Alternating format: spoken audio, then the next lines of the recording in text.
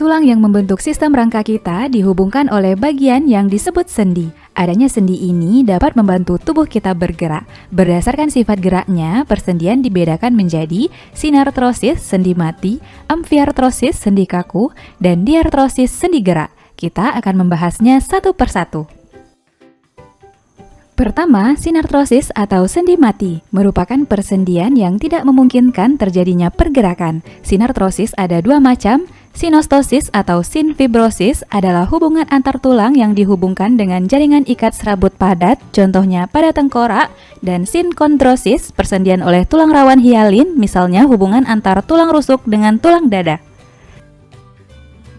Kedua, amfiartrosis atau sendi kaku. Sendi ini memungkinkan terjadinya sedikit pergerakan karena hubungan antar tulang ini dihubungkan oleh kartilago atau tulang rawan, misalnya pada hubungan antar tulang betis dan tulang kering.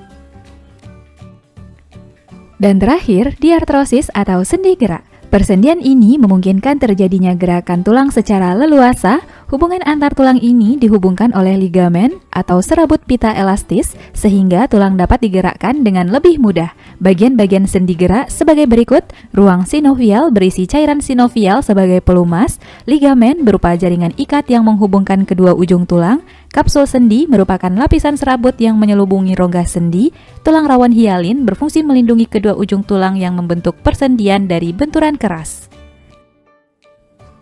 Berdasarkan arah geraknya, persendian diartrosis dibedakan. Sendi putar memungkinkan terjadinya gerakan memutar, contohnya persendian antara tengkorak dan tulang atlas. Sendi peluru memungkinkan terjadinya gerakan ke segala arah, contohnya persendian antara tulang lengan atas dan gelang bahu.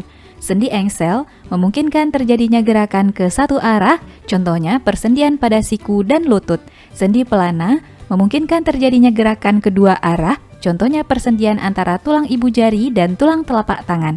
Sendi geser memungkinkan terjadinya gerakan bergeser, contohnya persendian antara tulang hasta dan tulang pengumpil. Dan sendi luncur memungkinkan terjadinya gerakan badan melengkung ke depan, ke belakang, atau memutar, tapi terbatas. Contoh persendian antara tulang belikat, pergelangan tangan, dan kaki. Itulah jenis-jenis sendi gerak pada tubuh kita. Nah, keseluruhan tulang dan sendi yang berperan penting dalam tubuh kita tadi perlu kita jaga dengan baik. Jika tidak, maka sistem rangka kita akan mengalami gangguan-gangguan seperti berikut. Pertama, gangguan fisik atau mekanis. Kerusakan fisik tulang yang sering terjadi adalah fraktura patah tulang dan fisura retak tulang. Kedua, gangguan fisiologis dapat disebabkan oleh kelainan fungsi hormon dan kekurangan vitamin D, di antaranya rakitis merupakan penyakit tulang karena kekurangan vitamin D, sehingga bagian kaki penderita rakitis terlihat melengkung menyerupai huruf X atau O. Osteoporosis merupakan penurunan massa tulang sehingga tulang menjadi rapuh dan mudah patah. Nekrosis, kerusakan pada selaput tulang atau periosteum. Jika periosteum rusak, suplai makanan terhenti dan sel-sel tulang akan mati.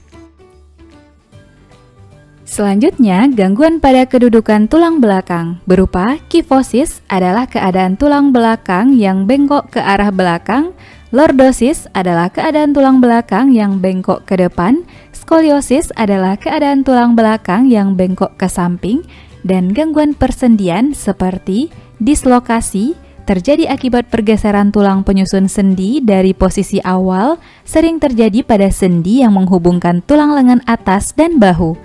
Ankilosis, gangguan yang terjadi akibat tidak berfungsinya persendian seperti pada ruas-ruas tulang belakang. Rheumatoid arthritis merupakan peradangan sendi yang terjadi pada tulang rawan, misalnya pada sendi antar ruas tulang-tulang jari. Gangguan pada tulang dan sendi tadi bisa kita cegah dengan kebiasaan hidup sehat berikut: berolahraga, menjaga kepadatan tulang dengan latihan beban, jogging, dan hiking, memakan makanan bergizi, mengonsumsi sereal yang tinggi kalsium untuk tulang kuat, berjemur pagi untuk mendapatkan sinar matahari sebagai sumber vitamin D alami yang dapat membantu penyerapan kalsium, tidak meminum minuman beralkohol karena dapat menghalangi penyerapan kalsium dan aktivasi vitamin D, dan meminum suplemen kalsium untuk melengkapi kebutuhan kalsium harian. Boleh dicoba ya teman-teman.